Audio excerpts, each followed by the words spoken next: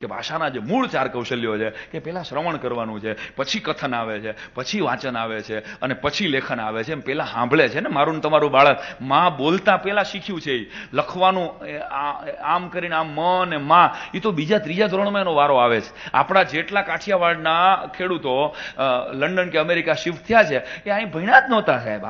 અહીંથી અમેરિકા કે લંડન વયા ગયા એ અત્યારે ફ્લુઅન્ટ ઇંગ્લિશ બોલે છે. અમને બધાને અનુભવ છે કે એટલું બધું સરસ મજાનું ઇંગ્લિશ બોલે છે કે અહીં ખાલી હાઉ મચ અને હાઉ મેની બોલતા આવડે છે સુરતના શેઠિયાઓને. એને એન્ટરપમાં 7 કરોડનો સોદો પાડીને આવે છે. ખાલી હાઉ મચ અને હાઉ મેની, આટલું તો તમારી કોઠાહુ જ ડેવલપ થાય. એટલે અને એથી મોટો દાખલો, હાથ વગો દાખલો કહું કે નરેન્દ્રભાઈ આપણા વડાપ્રધાન વડનગરમાંથી પ્રાથમિક શિક્ષણ લઈ અને હિન્દી એને સારામાં સારું આવડે છે, આખું દેશ પૈરા જ, પણ અંગ્રેજી એને ખપ પૂરતું આવડે છે. એ તમે જાણો છો.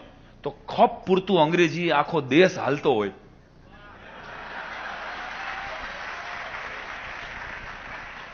તો આપણે એના જેટલું કામ તો નથી ને ભાઈ.